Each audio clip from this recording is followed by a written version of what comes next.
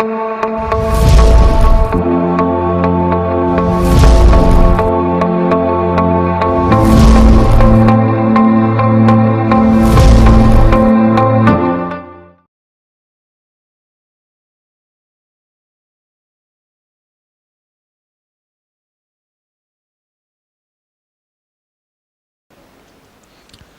Dear students, आज अपन discuss कर रहे हैं एक कॉम्प्रिहेंशन जो कि क्वेश्चन कोड है जिसका DR1032 and DR1100.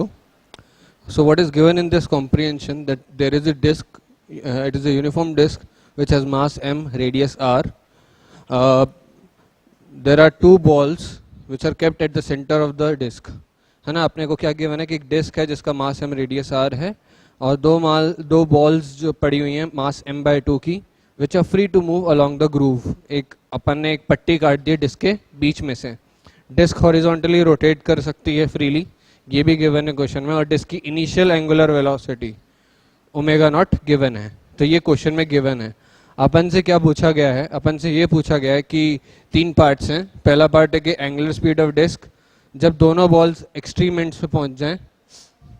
Speed of ball in ground frame जब वो एकदम डिस्क को जस्ट लीव करे. और तीसरी चीज पूछेगी net work done on one of the balls. ठीक है, ये कोई एक बॉल पे नेट वर्क डन पूछा है. तो अब अपन इसको सॉल्व करना स्टार्ट करते हैं. तो पहले अपन इसको सॉल्व करें तो अपन समझ लेते हैं कि हो क्या रहा होगा एग्जैक्टली. अगर ये मेरे पास मेरी डिस्क है तो इसमें क्या हो रहा होगा कि ये दोनों जो बॉल्स हैं वो बाहर मूव करने की कोशिश कर रही होंगी. क्योंकि बाहर क्यों मूव करने की कोशिश कर रही होंगी? क्योंकि ये अपनी पोजीशन पे रहना चाहेंगी और सेंट्रीफ्यूगल फोर्स अगर आप इसके फ्रेम में देखेंगे तो वो इनको बाहर खींच रही होगी. तो ये भी बाहर जाने की कोशिश कर रही है, ये भी बाहर जाने की कोशिश कर रही है. एक टाइम आएगा जब ये दोनों यहाँ पे पहुंच जाएंगी. ठीक है, अपन से पूछा है कि उस टाइम पे मुझे एंगुलर स्पीड ऑफ डिस्क बतानी है. तो क्योंकि मैं बोल सकता हूँ क्योंकि एक अगर मैं इस पूरे को दोनों बॉल्स और डिस्क को एक सिस्टम मानूं तो क्या मेरे पे कोई एक्सटर्नल टॉर्क लग रहा है? नहीं, कोई एक्सटर्नल टॉर्क नहीं लग रहा है. तो क्या मैं एंगुलर मोमेंटम कंजर्व कर सकता हूँ? ठीक है, तो मुझे इस क्वेश्चन में यही करना है कि I have to conserve for the first part angular momentum, conservation of angular momentum. पहले अपना इनिशियल एंगुलर मोमेंटम अगर आप ध्यान से देखें तो ये दोनों सेंटर पे पड़े हैं. ठीक है, तो इसका मोमेंट ऑफ इनर्शिया तो जीरो होगा क्योंकि अपन सेंटर ऑफ मास के about he next net angular momentum conserve कर रहे हैं, है ना. तो अबाउट COM. तो मैं इनिशियल एंगुलर मोमेंटम क्या बोलूँगा? वो सर डिस्क के कारण आएगा, वो होगा I omega nought, where I is I of disc, okay, and which is omega nought. तो ये मेरी इनिशियल एंगुलर मोमेंटम होगा. डिस्क का मुझे मोमेंट ऑफ इनर्शिया पता है, हाफ mr² ओमेगा नॉट होता है. फाइनल एंगुलर मोमेंटम क्या लिखूंगा? फाइनल एंगुलर मोमेंटम के लिए जब ये दोनों डिस्क इधर और इधर एक्सट्रीम एंड्स पे पहुंच जाएंगी तो मेरे पास इस टाइम पे इसके पास दो वेलोसिटीज होंगी, एक इधर इस डायरेक्शन में और एक इस डायरेक्शन में. इसकी भी एक आउटवर्ड्स डायरेक्शन में और एक रेडियली डायरेक्शन में. क्योंकि ये साथ में घूम भी रहे हैं तो इनको ये जहाँ पे जो उसके नॉर्मल लग रहे होंगे डिस्क के वो इसको घुमा भी रहे होंगे. तो बेसिकली जो मेरा रेडियली आउटवर्ड डायरेक्शन है, अगर मैं सेंटर ऑफ मास के अबाउट उसका एंगुलर मोमेंटम लिखूँ तो जीरो होगा. तो यानी मेरे पास अगर मैं बोलूँ यहाँ पे मेरे पास v वेलोसिटी है दोनों की, सिर्फ ये जो रेडियल वेलोसिटीज़ हैं या फिर बोलना चाहिए सॉरी ये टेंजेंशियल वेलोसिटीज़ हैं, सिर्फ इन्हीं के कारण एंगुलर मोमेंटम आएगा. इनमें कुछ एंगुलर मोमेंटम ट्रांसफर होगा. ठीक है, तो अब कुछ मान लीजिए कि थोड़ी देर बाद पहले ओमेगा नॉट थी, अब थोड़ी देर बाद फाइनल स्टेज में ओमेगा हो गई एंगुलर वेलोसिटी ऑफ डिस्क. ठीक है, तो अब कितना नेट एंगुलर मोमेंटम होगा? अब होगा I of disc omega plus इन दोनों का कारण एंगुलर मोमेंटम क्या होगा? वो होगा इसके कारण होगा m/2 VR, क्योंकि ये रेडियस के एंड पॉइंट पे मतलब इसके एंड पॉइंट पे पहुंच चुका होगा तो सेंटर से इसका कितना डिस्टेंस होगा? R, प्लस एक और m/2 होगा तो प्लस m/2 VR. ठीक है, ये मेरे फाइनल एंगुलर मोमेंटम होगा.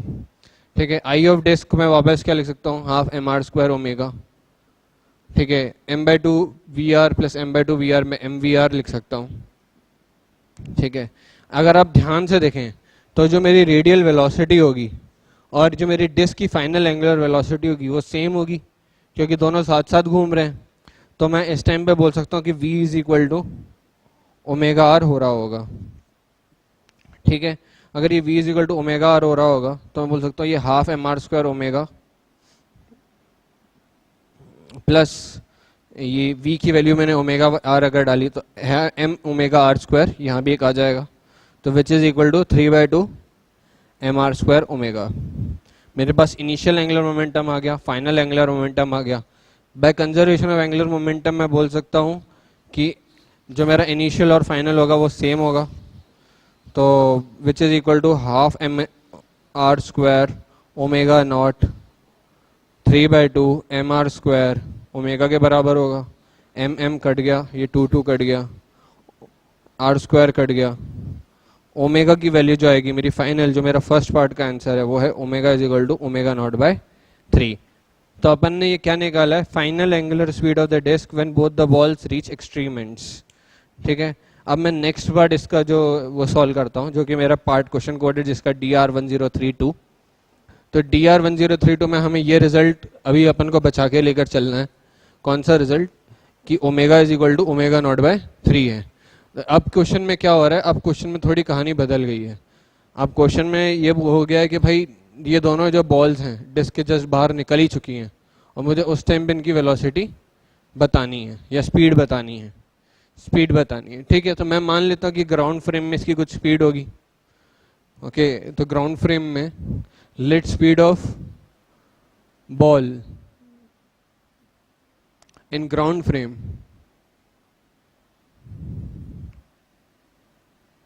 बी वी डैश मान सकता हूँ। ग्राउंड फ्रेम में कुछ इसकी स्पीड होगी। ठीक है, तो मैं अब क्या करता हूँ, क्योंकि मुझे स्पीड निकालनी है तो मैं एनर्जी कंजर्वेशन लगा सकता हूँ। एनर्जी कंजर्वेशन के लिए मैं क्या लगाऊंगा, तो बाय कंजर्वेशन ऑफ एनर्जी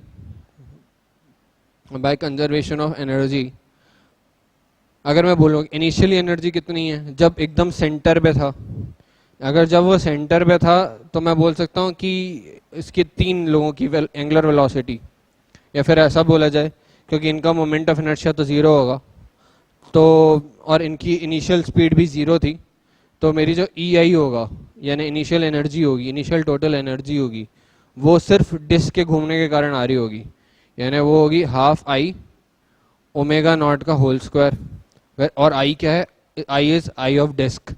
फिर मैं लिखूंगा half M R square omega nought का होल स्क्वायर। ये मेरी इनिशियल टोटल एनर्जी आएगी, half M R square omega square not.